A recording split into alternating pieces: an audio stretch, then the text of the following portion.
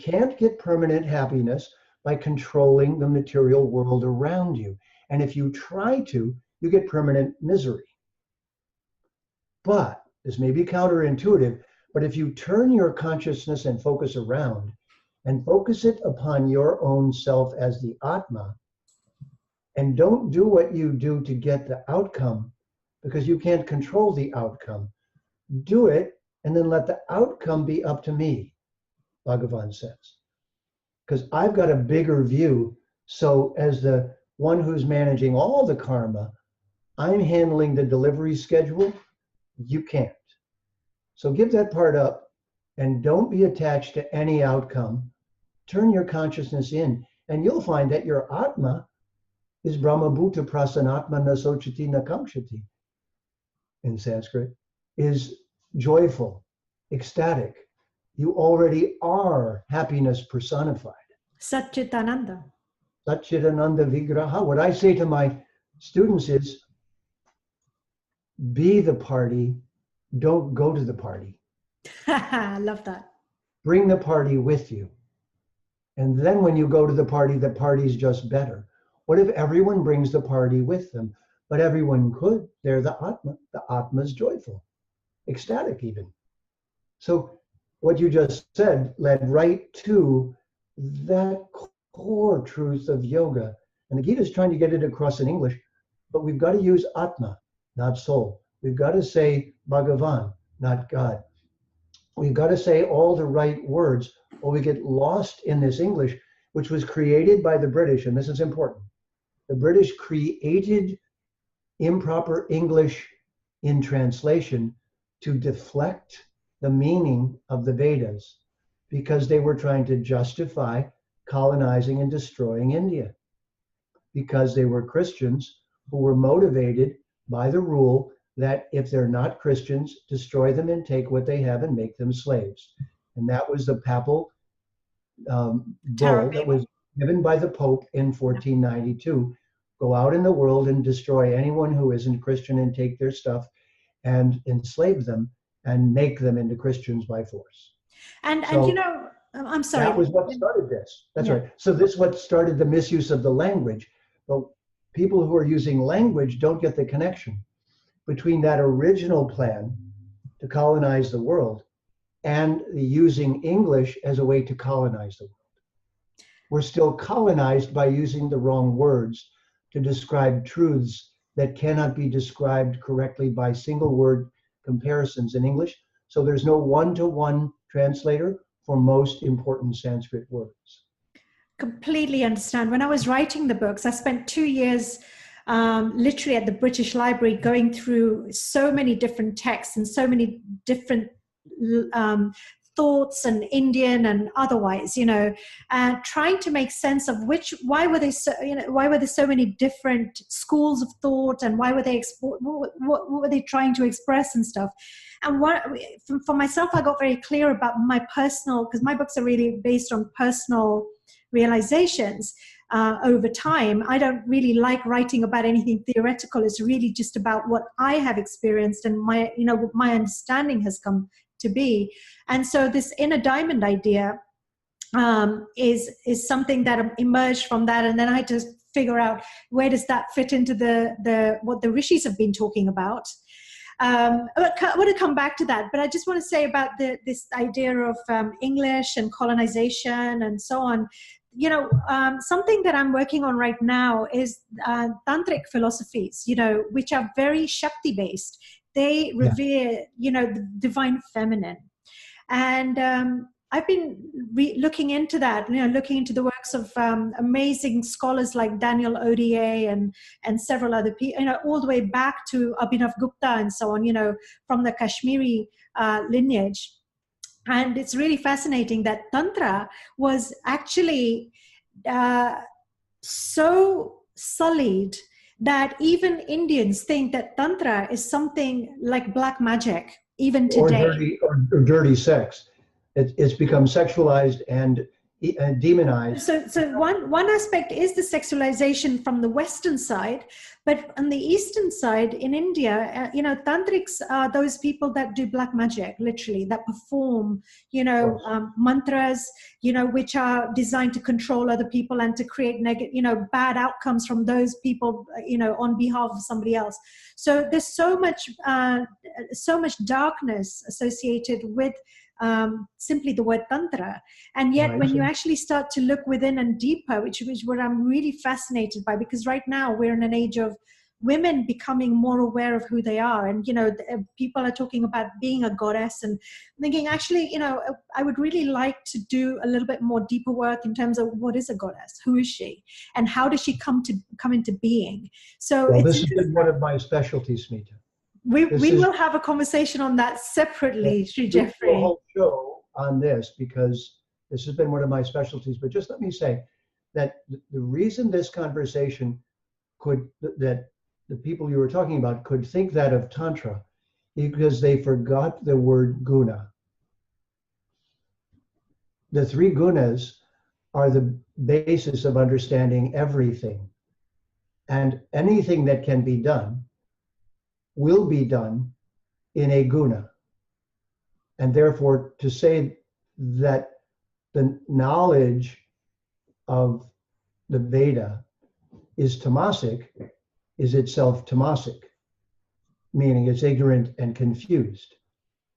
But to say that the knowledge of the Veda could be put to purposes that are destructive, Ravana was the classic example of the yogi gone bad. But here's something that most people don't know. Do you know who Ravana is in Star Wars? Darth Vader? A dearth of Veda. Yeah. Yeah. And the Wookiee is Hanuman, right? And Leia and Han Solo, Obi-Wan, are Lakshman and Bharat and Sita and Vasista. Obi-Wan Kenobi is Viswamitra. Vasista is Yoda. Because the story of the Ramayana was taken directly from the Veda, from the Ramayana, by Joseph Campbell's student, who was the director of Star Wars. Oh, I didn't know that. Yes. So he learned the story from Joseph Campbell. Really? So the point of that story is there's a dark side of the Force and a light side of the Force. So the study of Tantra is just a study of the Force.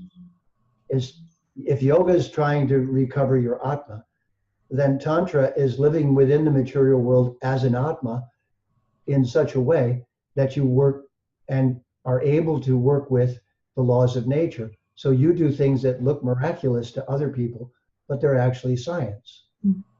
But just as with science, as I pointed out earlier, there's tamasic science, which means just dark and destructive, good for no one. And then there's rajasic science, good for a few, but bad for a large number of people and toxic and hurtful. And then there's sattvic science, which is beneficial to everyone for the good of all beings and works cooperatively with the laws of nature. So it is because under the stress of the British invasion and the colonization, these principles of the gunas and doshas were lost. Well, sometimes they were actively manipulated so that they were perceived in a very different way to what they were intended to be. Well, if the British hadn't been monkeying the whole system, no one would have forgotten about the gunas, and they would have simply said, no, that's black magic, that's selfishness, and that's sattva.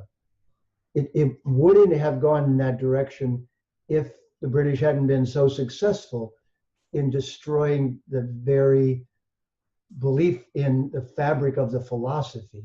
And this is why, again, books like the Gita are so important, because the gunas are what everyone forgets. So if somebody says to you, Tantra is evil, the answer is no, nothing is just one guna. There's always three forms of it: sattvic, rajasic, or tamasic. A tamasic person with knowledge will act selfishly and control others. So they'll do things that control others. In fact, I was pointing out that advertising is black Tantra. That's exactly what it is. It's Tantra.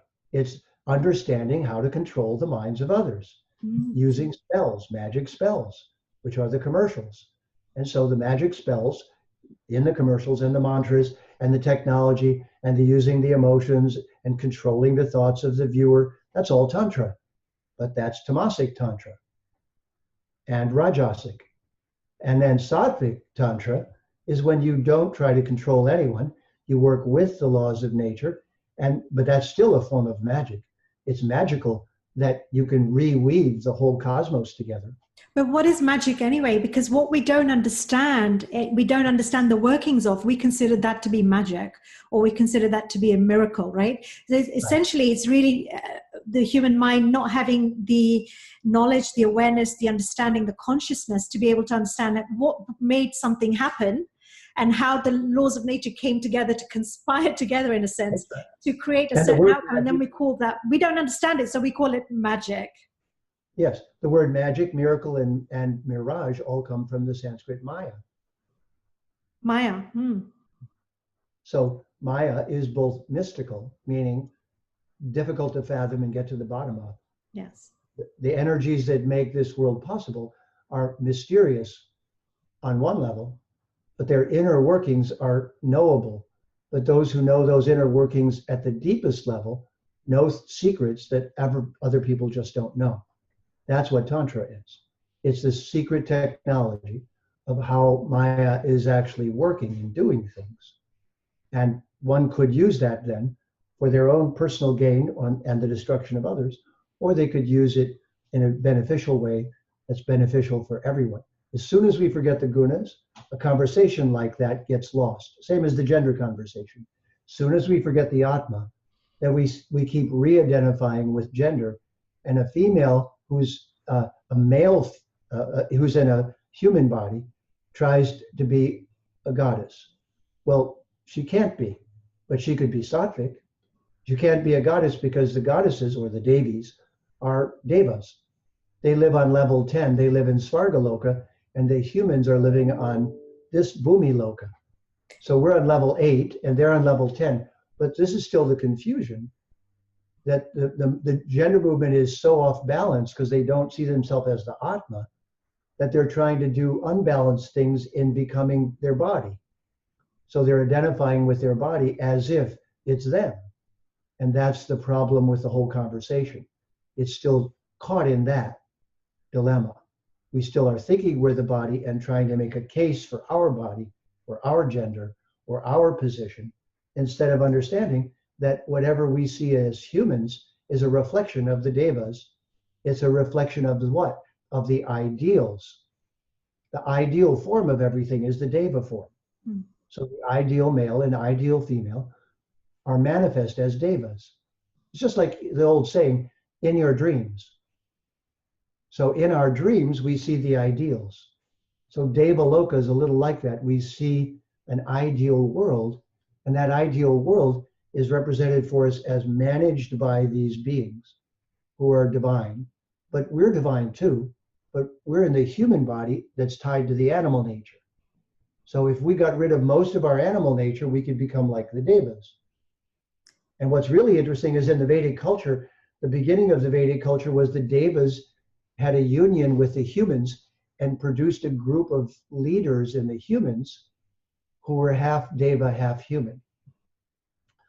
So this may be what the people who are thinking of the goddesses are trying to do. But for myself, when we talk about this next, is bringing the feminine divine back. That was one of the violences that the Abrahamic religions did against the culture. The worst one they did was to destroy the feminine. Yes, indeed. And there's just no mention of it anywhere in those cultures and religions.